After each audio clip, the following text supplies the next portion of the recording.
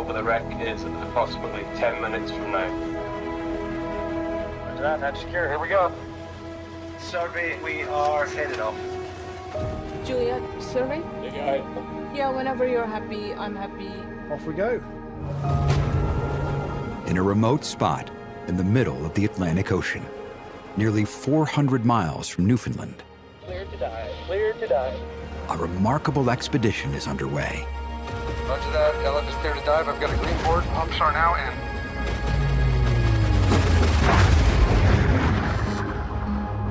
Heading 180. Its destination, Surface LF wreck on sonar. the most famous wreck site in history. Present depth 3810. At bottom.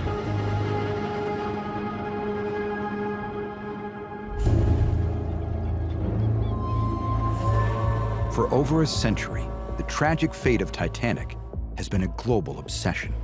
Scientists have found wreckage of the SS Titanic. A story so compelling that people risk their lives, spending millions of dollars just to get a glimpse of the wreck. This investigation will allow us to see Titanic in a whole new way. The remarkable new images of the Titanic, as you've never seen it before.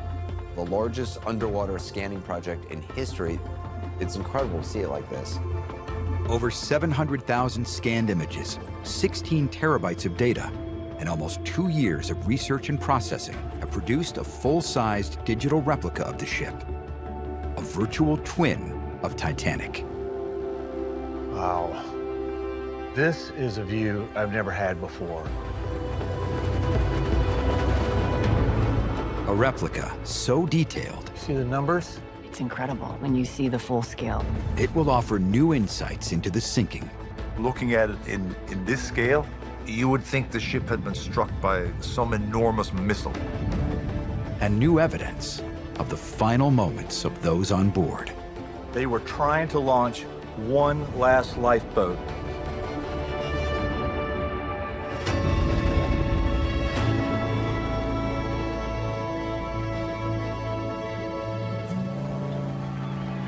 When she set sail from Southampton, England in the spring of 1912, she was hailed as the most luxurious steamship in the world. And on this, her maiden voyage, she was unsurpassed and unsinkable. Her name, of course, the Titanic.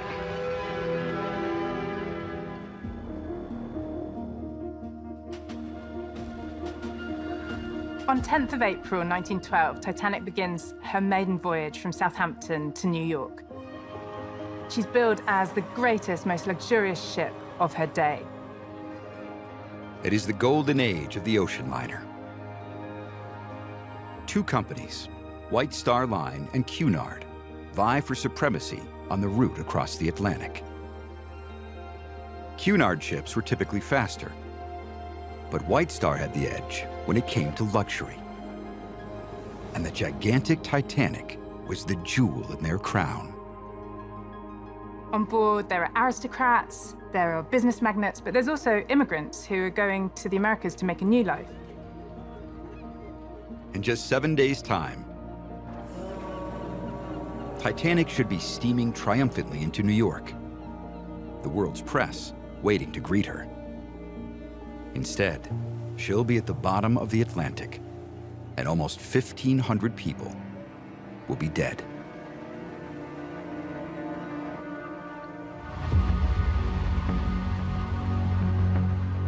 A century on, many details about the sinking are still debated.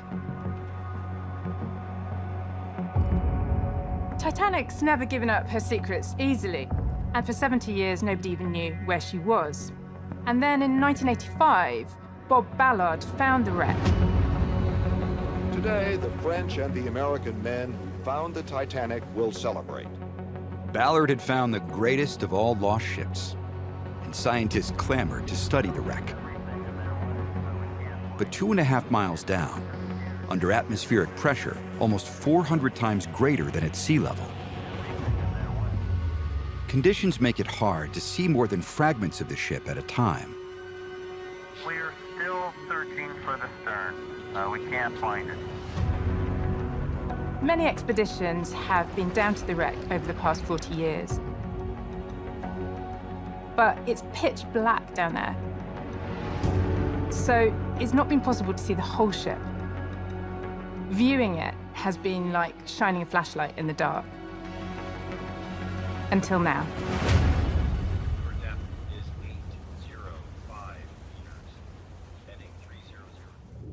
After a 2.5-hour descent to the ocean floor, 2 unmanned subs named Romeo and Juliet get to work. While Romeo films high-resolution footage of the ship and sea floor, The stronger that laser line gets, you're gonna start to get more defined. Roger, man. Moving to next position. equipped with lasers recording millions of measurements, Juliet captures every inch of the wreck. Oh yeah, no, that's looking nice right there. You must be really close now. I have every expectation that we're going to see the most accurate portrayal of the wreck site that's ever been offered. Comes the water, Tom. You ready? World-renowned expert Park Stevenson has been on multiple dives to Titanic. Arm thrusters. We are beginning to pump in now. He hopes the scan will offer insights into some of the questions which still surround the wreck. Hatches secure. I'm intrigued by mysteries. People thought that the ship could not sink. So how did she end up like this on the ocean floor? Coming up on the wreck side. What actually happened that night? I often view the shipwreck as the last surviving witness to the disaster. The way she's torn apart, the way the pieces of her are bent or torn, these all tell a story. And so it's vital that we listen to the stories that the wreck can tell. Footage from the Romeo sub quickly offers glimpses of these stories. Snapshots of humanity among the scattered wreckage. Hundreds of wine bottles. A dress. A doll's head. All are a stark reminder. Titanic isn't just an object of fascination. She's a graveyard. One which the scan will allow us to study from a respectful distance.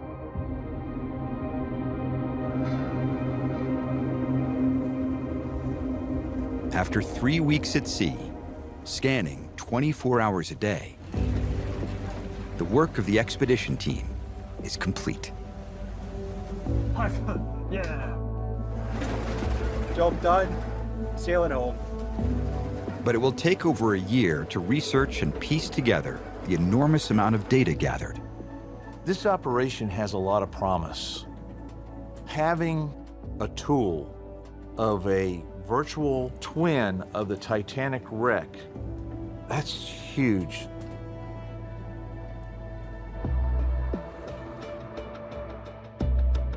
Awaiting access to the digital twin, Parks has assembled a team to help him examine it in detail. This will give you just basically the context of the ship itself. Master Mariner Captain Chris Hearn wants to study the twin from a sailor's point of view. As somebody who has crossed the Atlantic and been in ice, a ship is very much about its crew. What was their experience when the ship was sinking? If you had the whole wreck site, what could you do with that? We could totally recreate that night. Metallurgist Dr. Jennifer Hooper has spent years in the lab studying small fragments of the wreck. Going from examining the materials in a laboratory to feeling like I'm on the sea floor, staring at this wreck site is something I never thought I would see in my lifetime. Hopefully, we're going to get the answers to some of these questions that have been bugging me for decades. After almost 2 years of research and processing, over 700,000 scan images have been painstakingly pieced together. At a gigantic soundstage, colossal LED panels will project the image of the twin at up to full scale, bringing the investigators face to face with the severed wreckage of Titanic.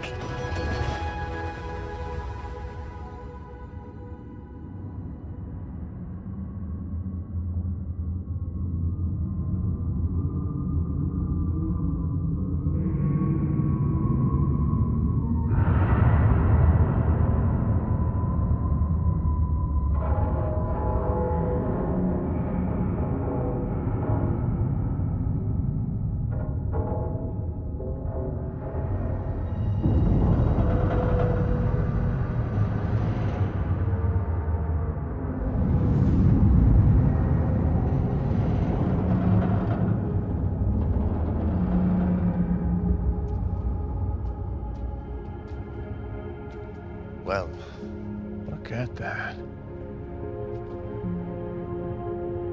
I can tell you, I'm in the ship simulation business, and I've never seen anything like that. Well, I've actually been here in a submersible, but I only see just a little bit out my viewport. It's just so immense.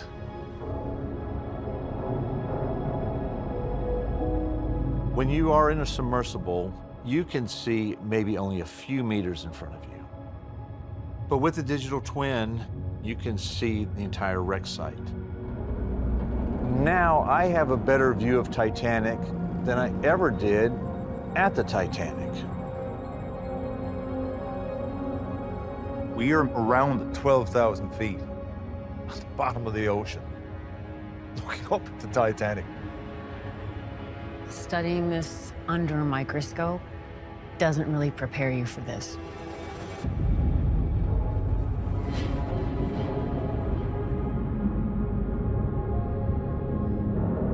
Seeing the Titanic wreck site in full scale, I finally understood how small I am in comparison to everything that I'm looking at. I was able to truly experience this sense of destruction.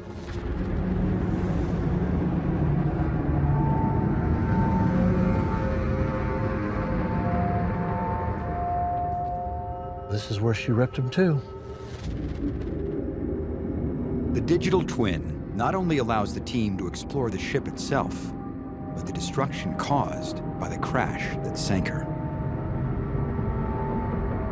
I wasn't really prepared for the level of damage that the scan showed us. It's catastrophic in its scale. That really struck me.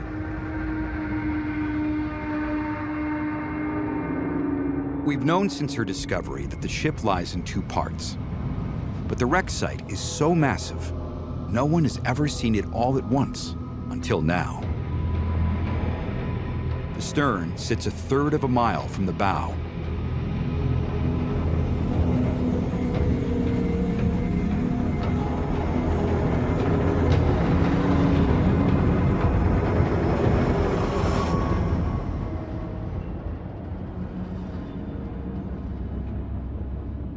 Okay, now this is something you don't normally see because it's very dangerous underneath the overhanging stern here.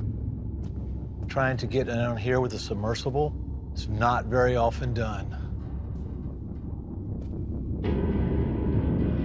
The twin allows the experts to study near inaccessible parts of the ship. Here's the starboard propeller over here. Taking in features which are almost impossible to see on a manned mission to the site. Ah, you see that right there? The numbers? That's 401. That's Titanic's hull number. Oh, wow. It's in pristine condition. Look at that. From the tiniest details to its colossal scale, the scan offers an entirely new perspective on Titanic, and the experts have only just begun to scratch the surface of what the twin can tell them. I am really, really excited to see what the rest of this is going to look like. To have the wreck site at my command, to see what happened to the ship, wow. The possibilities are endless.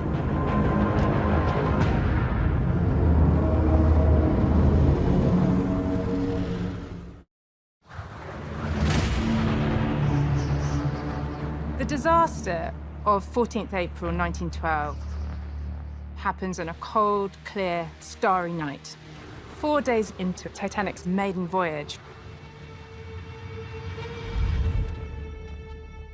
Jack Phillips, a wireless operator, receives a message that there is pack ice and icebergs up ahead.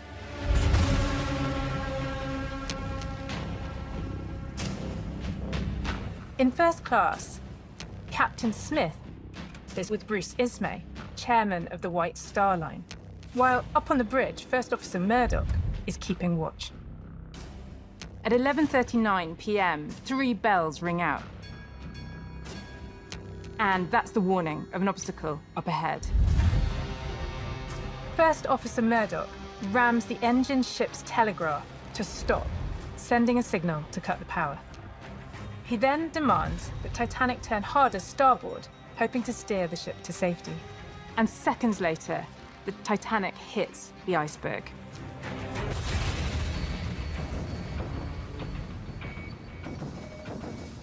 Many on board felt nothing. Even Frederick Fleet, who sounded that alarm from the crow's nest, said it felt like a close shave. And yet, this glancing blow sank a ship thought to be unsinkable. The experts are hoping that the twin can show us how. With the scan, what is exciting is that we actually do have our first visible ice damage. So take a look up here at this porthole. This porthole was smashed by the ice. First-class passenger Margaret Swift saw the ice that had come through that porthole. That tells us that the iceberg was at least 30 feet above waterline. So the scan is telling us the size of the iceberg. It's definitively giving us information that will help us understand more about the collision that night.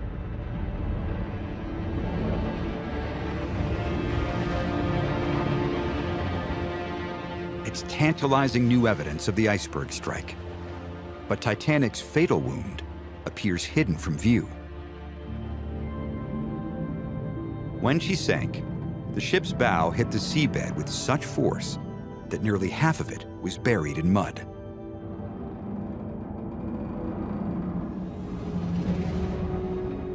Now the twin can provide the experts with a brand new perspective. Okay, I have never seen this depicted before, and certainly not in this scale. What a different view now. You see how much of the bow is dug into the ocean bottom? Can you imagine the force needed to propel that much of the ship into the ocean bottom? I mean, the iceberg damage should be here, but it's not. We can't see it because it's under the seafloor. No, it's at least 20, 25 feet below the mud line. Although evidence of the impact appears lost to the ocean floor, the experts think that the twin could still provide answers. To decode the clues offered by the wreckage, the investigation turns to Titanic's birthplace.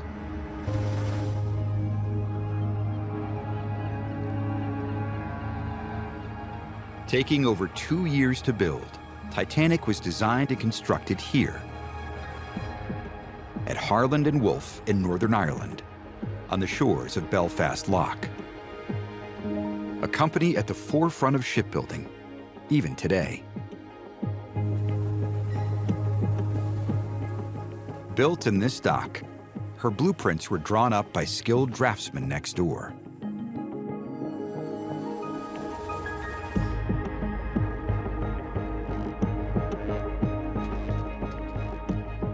Titanic was the most technologically advanced ship of the age. These original blueprints show she was divided into 16 watertight compartments. These were designed to collect floodwater in a small area. What's more, Titanic would stay afloat even if up to 4 of these flooded.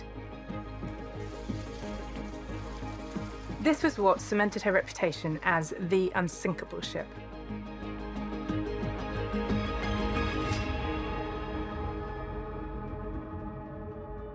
After the tragedy, Harland and Wolff's naval architect, Edward Wilding, was called on to explain how the ship's fail-safes were so catastrophically overwhelmed.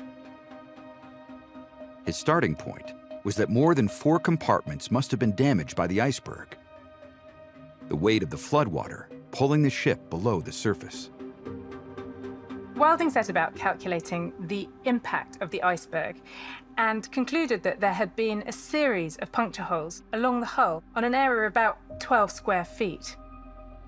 Wilding based his findings on the testimony of surviving crew and passengers and on his own detailed knowledge of the ship's design. But even after the wreck was discovered, testing his theory was impossible. The evidence buried below the mudline. But now, the investigation has brought together experts from around the world to put Wilding's findings to the test. At University College London, renowned naval architect Professor Chum Kee Pak is joined by fellow specialists Dr. Simon Benson and Dr. Stephen Payne, designer of the cruise liner Queen Mary II. This is the first time we can actually use a computer simulation to test Wilding's hypothesis. Based on information from Titanic's blueprints, combined with their estimated speed of 22 knots, the team uses cutting-edge technology to simulate the iceberg strike. Wow, here it goes. We can see the ship glancing below, and it's actually turning to starboard. As it comes past, oh yeah, interesting. We can see the ice actually splintering off.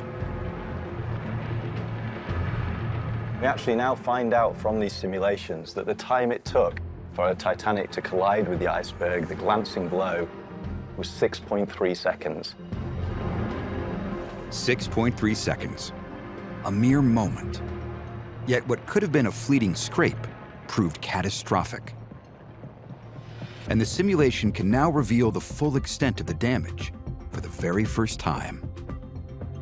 Well, this for me is where it gets really interesting, because here we really see the power of the simulation. So here's the collision,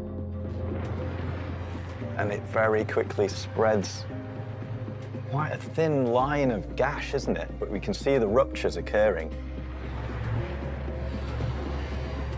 Wilding predicted that the total area of the holes would be about 12 square feet. We're, with this new prediction, looking at something in the order of 18. The Wilding's estimation is incredible. The figures may differ slightly, but Wilding was right. The scale of the damage was minimal compared to the size of the ship overall. But crucially, it wasn't confined to one area.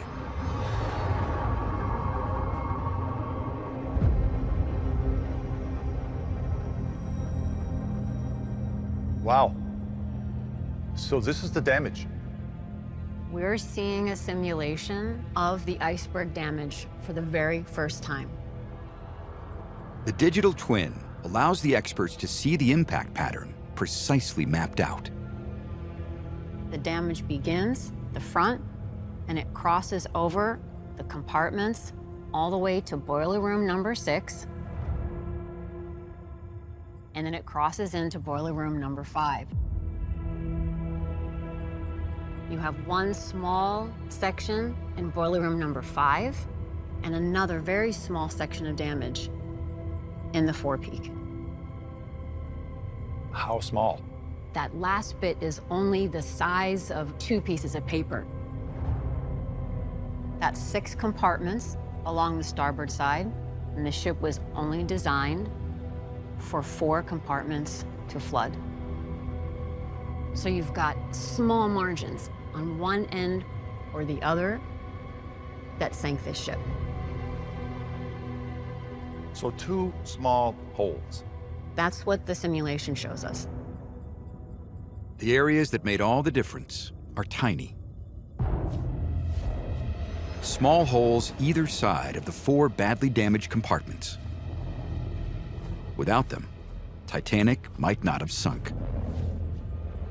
We all imagine that it was a giant hole that sank such a massive ship. In reality, it was a very small amount of damage over a long distance and fractions of a second that ended up sinking the ship.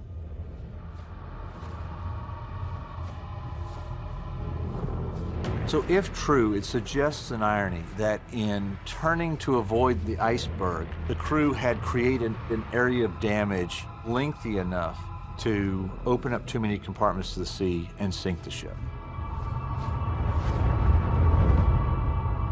The irony doesn't stop there.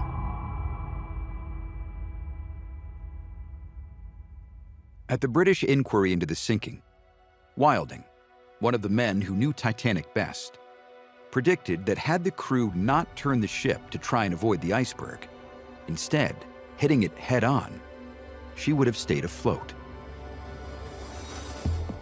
The simulation will now put that theory to the test.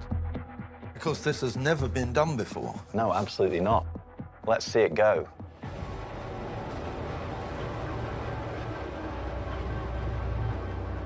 Oh, wow. Look at this crumpling of that deck.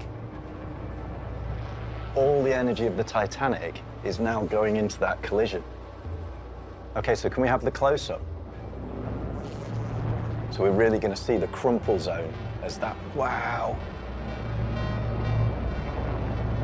All that steel mashing into the ice. Just imagine the noise that there would have been.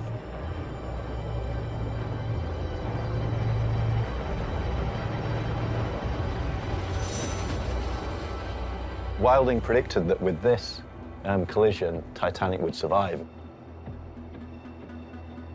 We look at the blueprint. We see, well, where are we going to?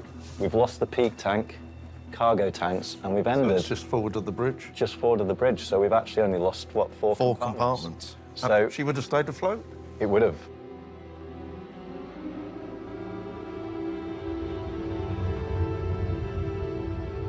So, based on the simulation, it would not have sunk.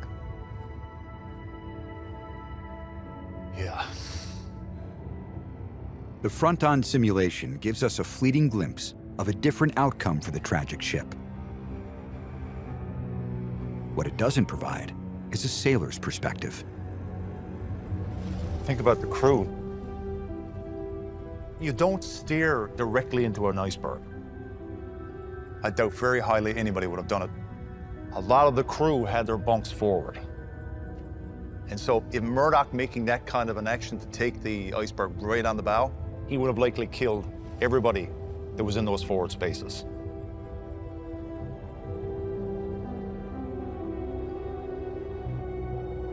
But the officers maneuver to try and turn away from the iceberg, as hard as it is to say, essentially seal the Titanic's fate. With the ship now taking on water, the lives of over 2,000 people hang in the balance. The decisions made by Titanic's crew are about to become more crucial by the minute.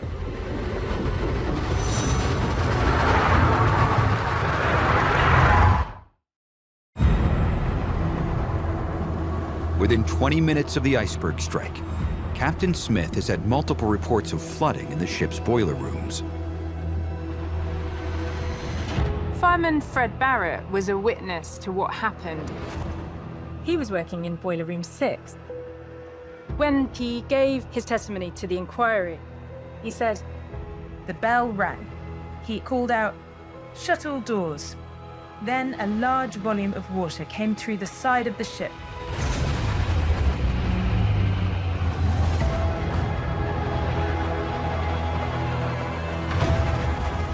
He ran from that section, just as the watertight doors came down.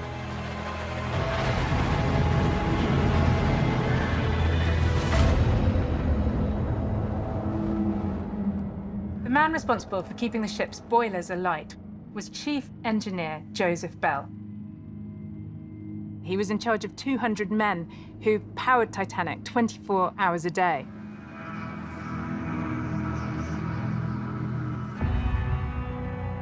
The boiler rooms ran over half the length of the ship.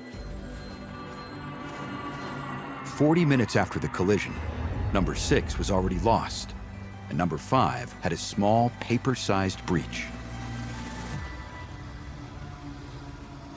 Titanic was taking on water fast. Wilding estimated that 16,000 tons of it had now entered the ship. The damaged compartments fill up. The ship tilts forward, water spilling from one compartment to the next. Suddenly, the water bursts into boiler room 5.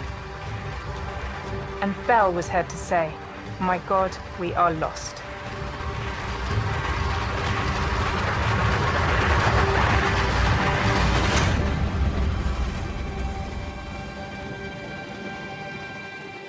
Bell and his men were forced back to Boiler Room 2, the only one still capable of providing power to the ship. 1 hour 40 after the iceberg strike, Chief Bell sent his stokers up on deck to save themselves.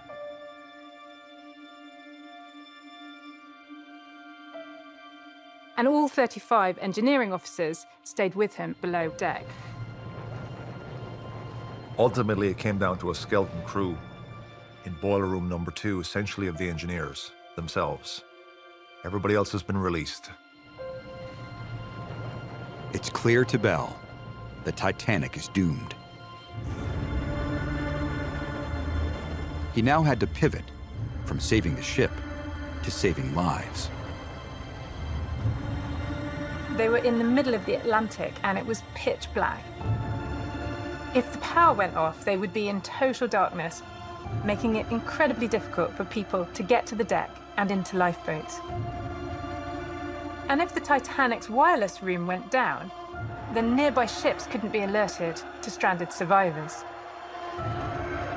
In short, without power, the chances of those on board surviving were slim.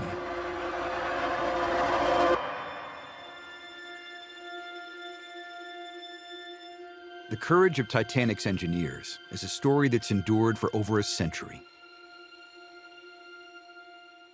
But now, the digital twin allows the experts to actually examine the place where Bell and his men battled on, clearly visible where the ship tore apart.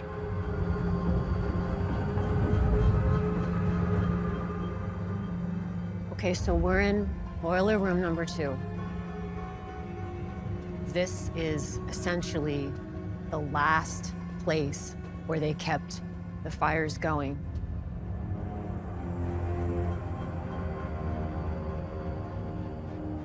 This is what's left of the heart of Titanic.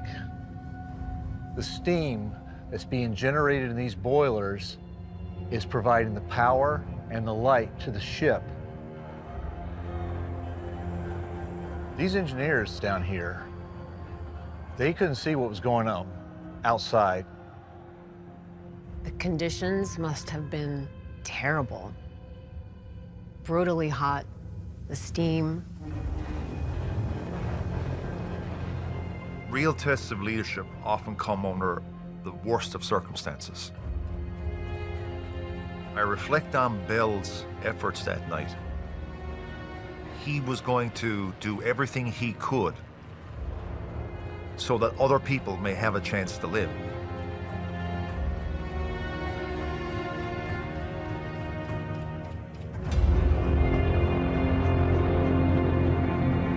The digital twin shows us not only the location of Bell's last stand, it also offers new evidence of how he kept the power on, even as the ship began to sink.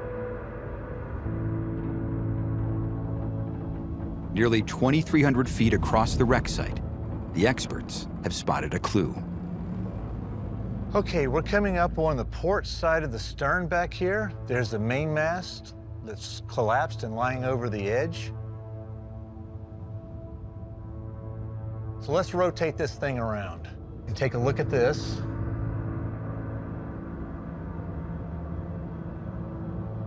I found this very interesting. It's a steam valve. It didn't come from here. It landed on the wreck after the stern had settled. And the flap is seen in the open position right now. Why is that important? Well, this is a line that was taking the remaining steam from the boiler rooms to the emergency dynamos.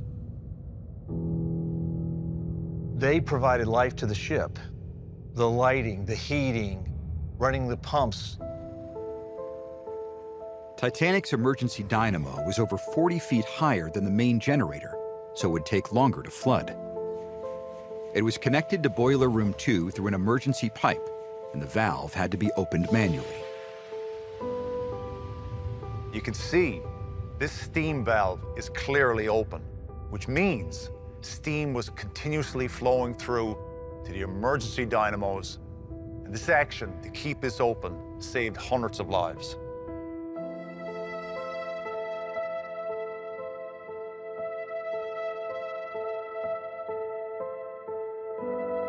Survivors testified that over 2 hours after striking the iceberg, the ship's lights were still on.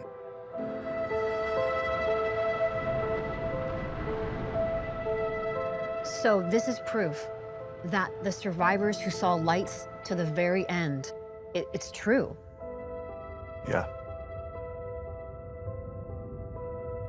This steam valve is frozen in its final act, responding to Bell's orders,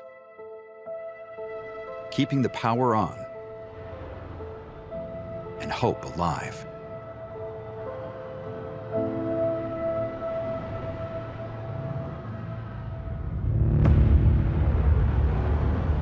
While Bell and his men fight on, above them, panic is starting to spread. At the lifeboats, the crews struggle to keep order, and senior officers are faced with life and death choices.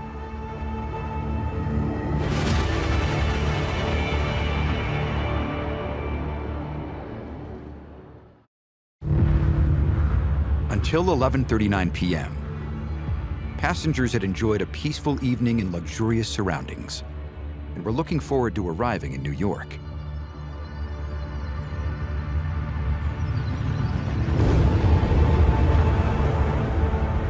But nearly 2 hours after Titanic hit the iceberg, the situation for those on board is deteriorating fast.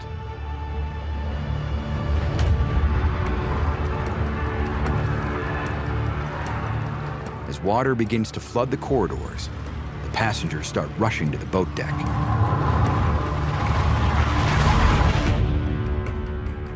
By law in 1912, ocean liners were only required to have 16 lifeboats, and in an emergency would have been expected to stay afloat long enough to ferry people to a rescue ship.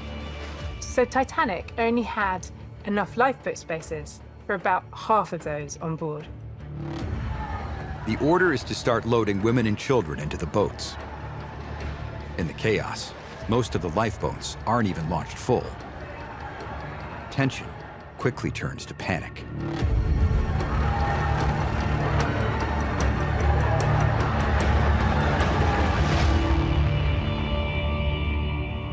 On the boat deck, there are scenes of both heroism and heartbreak.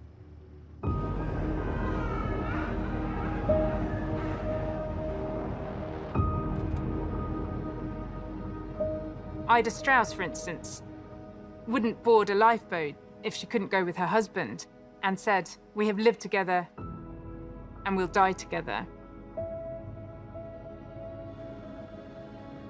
Rhoda Abbott, who was traveling with her 2 teenage sons, reached a lifeboat being boarded, but realizing that her boys were considered too old to go on a lifeboat, stepped back and remained with her children.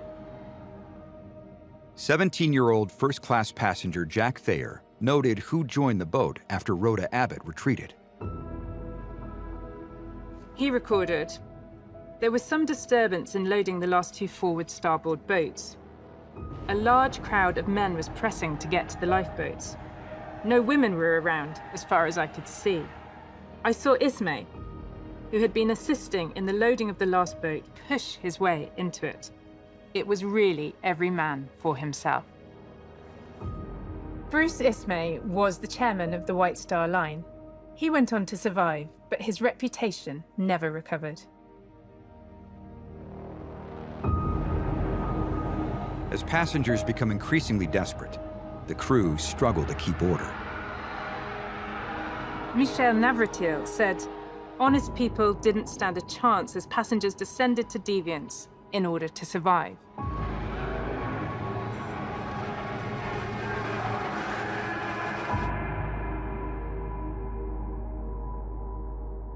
With the sinking of Titanic making headlines around the world, the press was hungry for heroes and villains. But these were some of the most chaotic moments of the whole tragedy, and conflicting versions of events quickly emerged.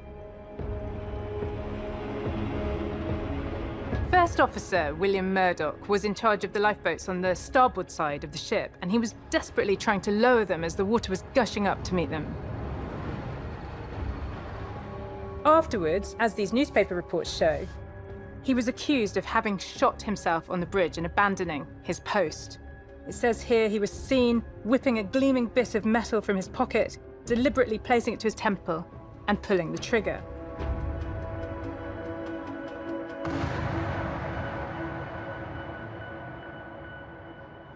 The story was headline news. Murdoch was painted as cowardly, his reputation in tatters.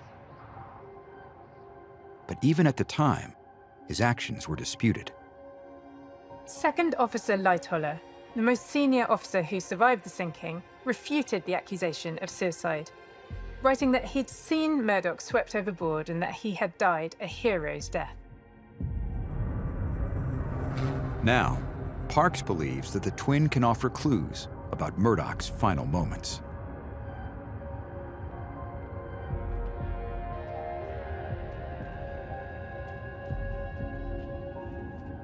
Well, this is the #1 lifeboat station, the forward davit. That was Murdoch's station, right? Yes, it was. And you'll notice here that that davit is in the upright or retracted position. Davits are cranes used to winch lifeboats down to the water before being wound back to launch the next. This davit is in the up position, meaning its crew is basically trying to get a lifeboat ready to be launched. In an attempt to save as many lives as possible, Murdoch, unlike some officers, had allowed men to join the women and children aboard his lifeboats. Murdoch has been watching the water rise this whole time. He knows he's out of time, and he's working against the rising water to try and get one more boat into the water. And this coincides with Second Officer Lightoller's description, who was standing on top of the deck house back here. At 2:15 a.m., minutes before the ship went down, Lightoller witnessed Murdoch trying to launch one final boat. Suddenly, Titanic dipped and the lifeboat was washed overboard. While survivors scrambled onto it from the freezing water, Murdoch was swept away.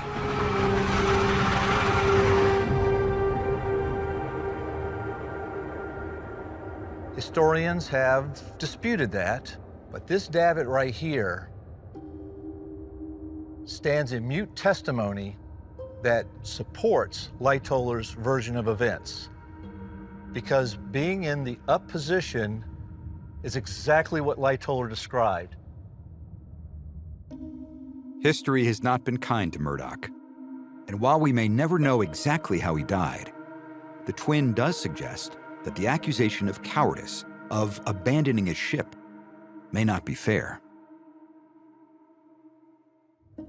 I think it really shows that he was struggling to save as many lives as possible right up to the very end. They were trying to launch one last lifeboat. He never gave up on his duty. For survivors like Lightoller, The scenes at the lifeboats were some of the most distressing of the whole disaster. But for those left on board, the worst was still to come.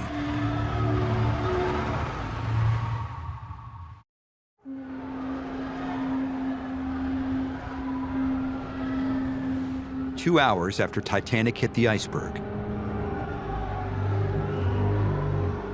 the ship is partially submerged, but remarkably, thanks to Bell and his engineers, she still has power. In Titanic's wireless room, two operators, Jack Phillips and Harold Bride, are still at their post and desperately sending out messages.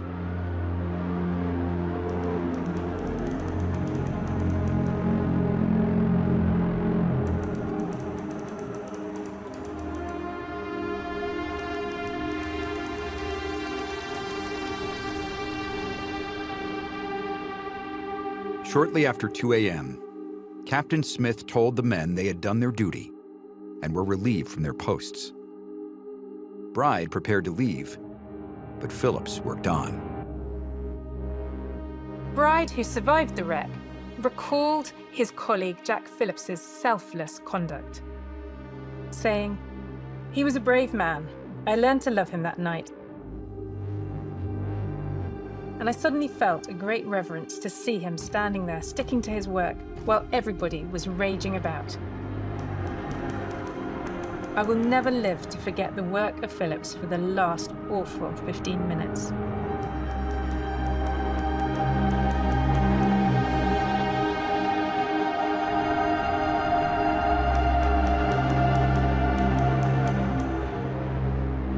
But soon after 2 a.m., the messages abruptly stop. Titanic is about to go under.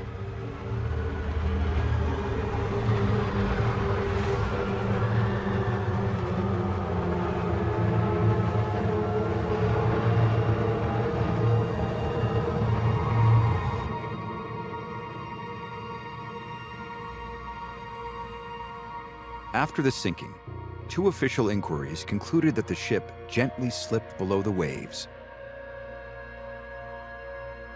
But even at the time, many survivors contradicted that, testifying Titanic broke apart before she sank. Something confirmed when the wreck was discovered in 1985. And the twin now allows us to see in unprecedented detail where the pieces came to rest.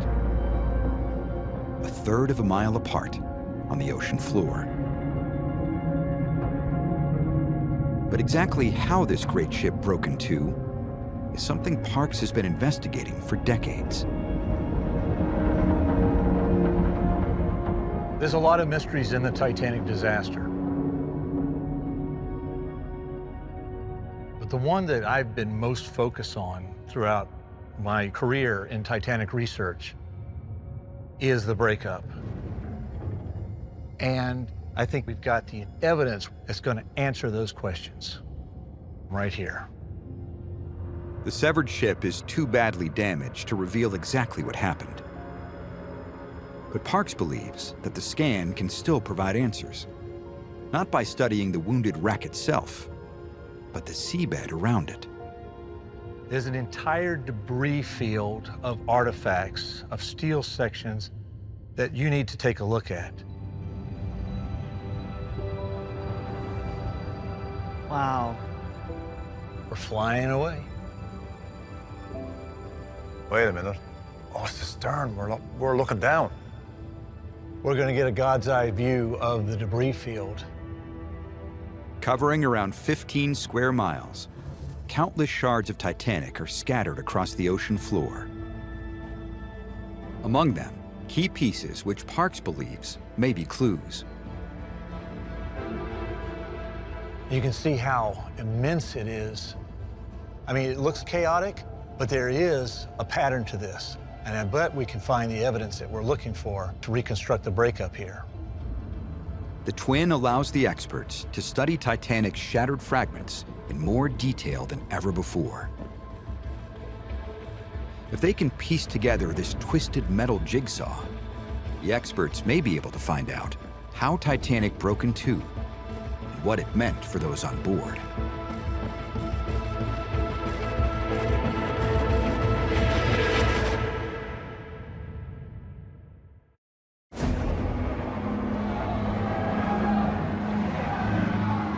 When Titanic broke in two at 2:17 a.m. on April 15th, almost 1,500 people were still on board the ship.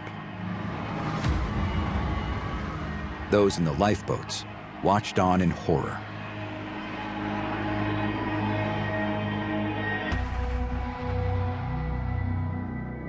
Jack Thayer, who was a 17-year-old first-class passenger, recorded in his memoirs what he saw.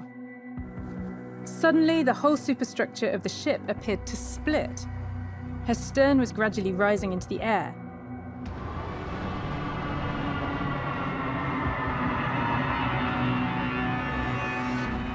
We could see groups of people still aboard, clinging in clusters or bunches like swarming bees, only to fall in masses, pairs or singly, as the great afterpart of the ship, 250 feet of it, rose into the sky.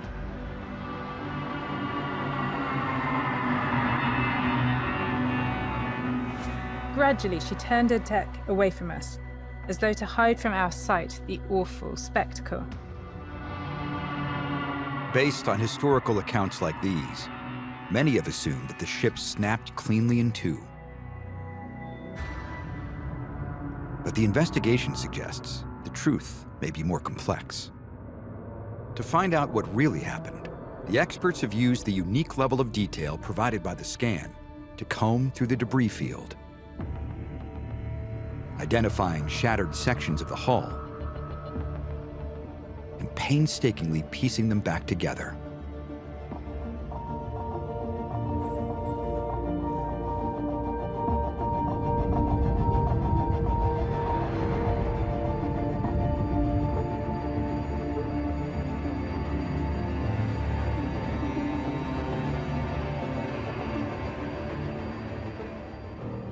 Wow, look at the size of that area. So we're looking at the side of the ship, and we're seeing some of the pieces of the hull found in the debris field. They're massive. We're talking like 100 feet or more up the side of the ship.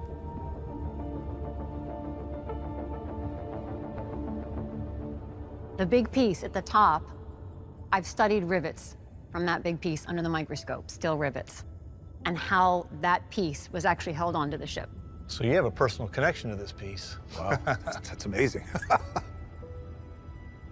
I'm speechless. Like, the size of these pieces is huge. By allowing us to see the hull reassembled, the digital twin shows that far from snapping neatly, a huge section of the ship was completely destroyed. It was a giant catastrophic fracture. As the stresses are building up, you've got tension across the top, compression and buckling on the bottom of the ship, and slowly it turns into a domino effect. It's stress on the next component and the next component. It's like a chain reaction. Almost all of a ship's strength is in its shell. With that compromised, her exposed interior was obliterated. I thought it was more of a clean break, and it certainly was not. You would think the ship had been struck by some enormous missile. It's that catastrophic. 20% of the ship just completely destroyed in probably a matter of seconds. So many people lost their lives. Titanic shattered in multiple places. This was a cataclysmic moment. 70, 80 feet of it broke at the same time, with human beings in there. It's unimaginable.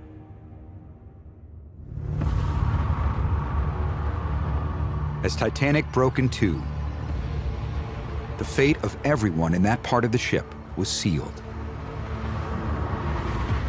the twin can offer a glimpse into the final moments of those on board,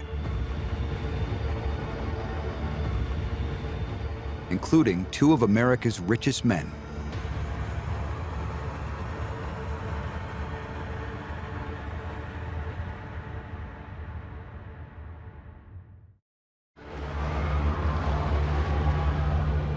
When Titanic goes down, 80% of the men are lost.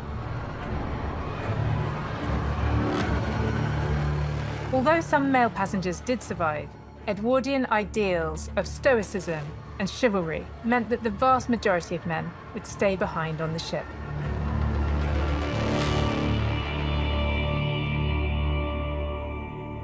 Alfred Rush, a 17-year-old, who'd only been presented with his first pair of long trousers the night before, refused to enter the lifeboat, saying, "I will stay with the men." Another famous tale of self-sacrifice was that of multimillionaire Benjamin Guggenheim. We have the testimony of James Etches, a steward, who said, "I gave a lifebelt to Guggenheim and he gave me a message. It said, 'If anything should happen to me, tell my wife in New York that I've done my best in doing my duty. We've dressed up in our best and are prepared to go down like gentlemen.'" Another steward reported hearing him say, "No woman shall be left on this ship because Ben Guggenheim was a coward." The popular narrative is that he escorted his mistress and her servant to the lifeboats and then went back to the first-class cabins. The image of Guggenheim waiting bravely for the waters to meet him is a romantic one. But if he did remain in his room, his death would have been far from peaceful. The digital twin makes clear the violence that those in this section of the ship experienced in their final moments.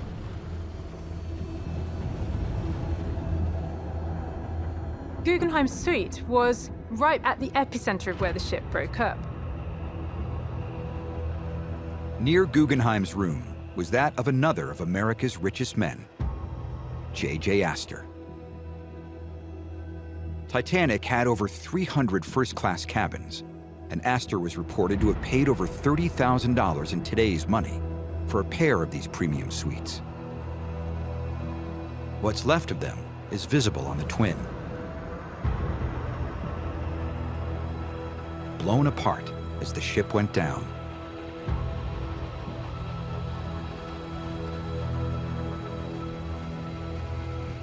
Astor's body was recovered a week after the sinking.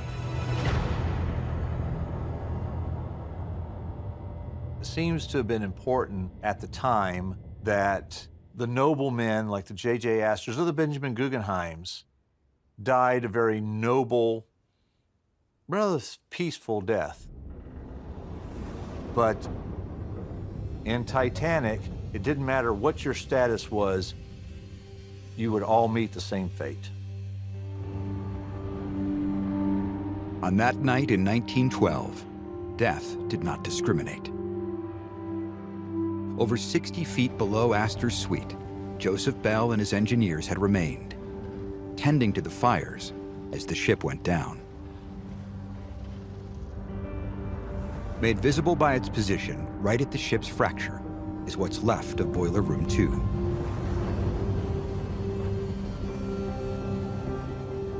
If you look at this boiler here, do you see the shadow up in the upper quadrant? It's concaved inward, and that's an indication of an implosive event, which means that these boilers had to have been operating at the time. The ship breaks and the bow starts to go under.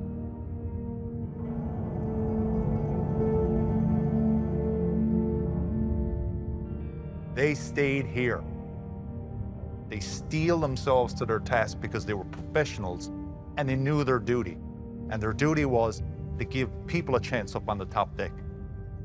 And for me, this is a really powerful place.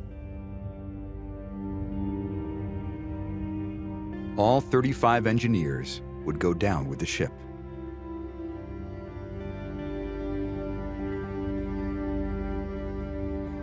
We're standing right at the point where their lives ended.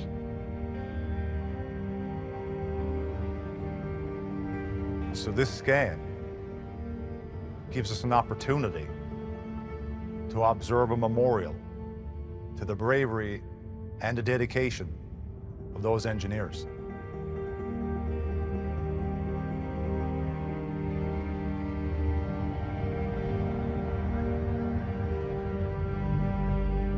Bell's body was never found.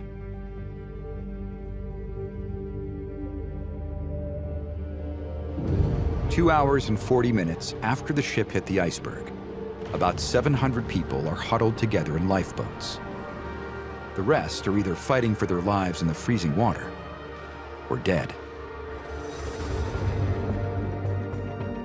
But over a century on, the scan can still shine a light on the lives lost to the ocean floor.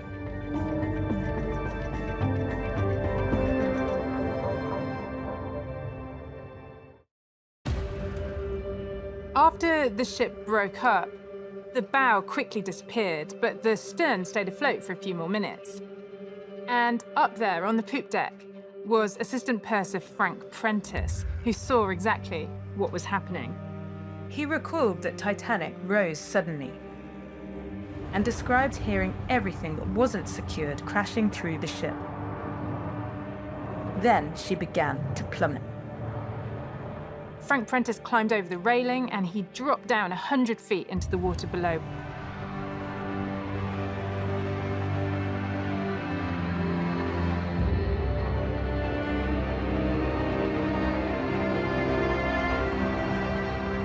The bow sinks first, shedding its contents the whole way down.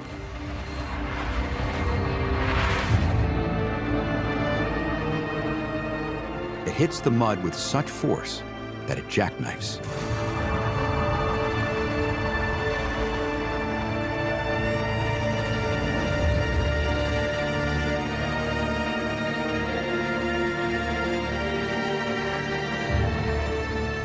The stern follows, flattening out into a spiral. Her freight and furnishings are strewn across the ocean floor.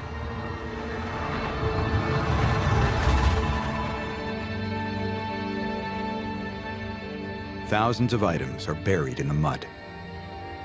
Some are about to be seen for the first time in over 100 years.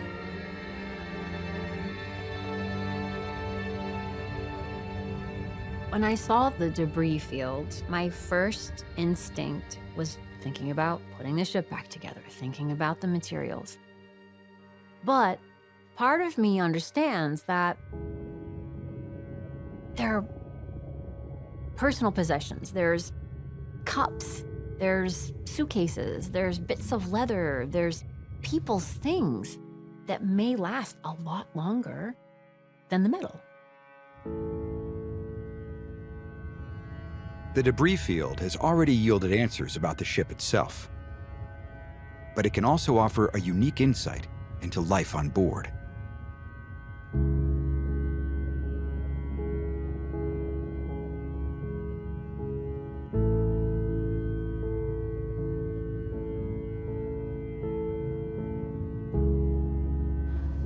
An ornate bench, which lies 715 feet from the stern, once adorned one of the upper decks.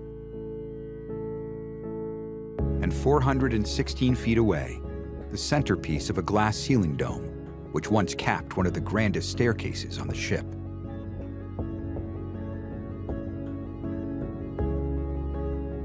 Footage captured during the scan has been subject to months of research, using records and insurance claims to try and identify the owners of items glimpsed on the seabed. One of the suitcases matches the claim of first-class passenger Charlotte Cardeza, who survived the wreck. She was well known for her Louis Vuitton luggage and her extensive collection of shoes. Charlotte Cardeza's maid recalled being impressed by her mistress's bravery, reporting that she remained entirely calm in spite of the danger. This array of shoes and opera glasses may have belonged to theater owner Henry B. Harris, who perished in the sinking.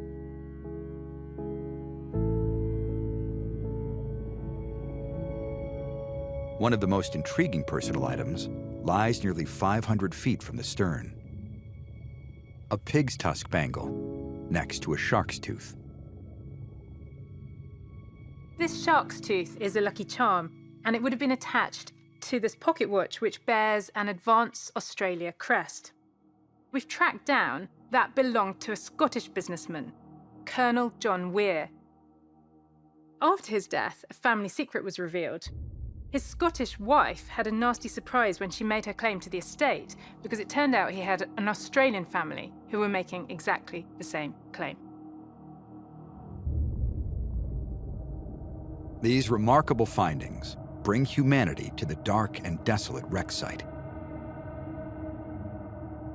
But there are still countless items on the sea floor, whose owners are unknown.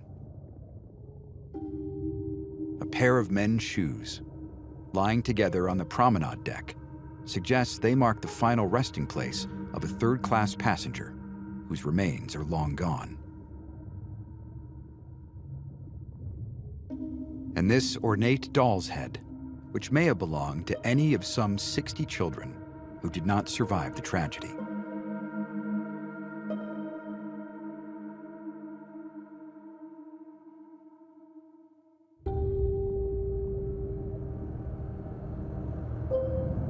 For a prolific Titanic explorer, Park Stevenson, the digital twin enables investigation and study of the site without disturbing or further damaging the wreck. Every time I think I've seen everything I need to see out of this, I see something new. This digital twin has opened up a whole new thought process, and where that takes me, I don't know if I see the end of it.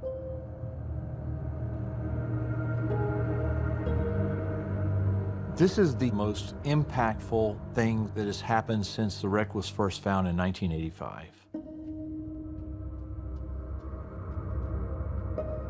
Look at the rusticles all over the ship. It's like the byproduct of bacteria, right?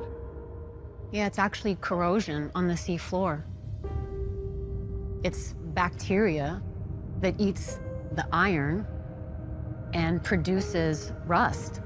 So it's slowly eating the wreck. It's eating the ship, and the ship will eventually degrade and just fall in on itself. This is a unique site. It's its own ecosystem now. It's living and breathing and changing constantly.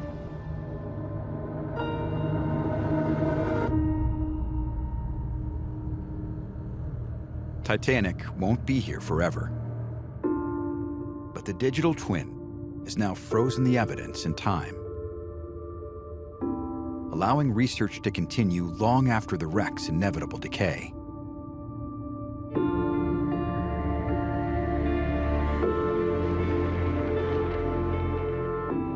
It has already offered remarkable insights into what happened to the ship that night and the response of those on board. Now, thanks to the twin, the search for answers can continue.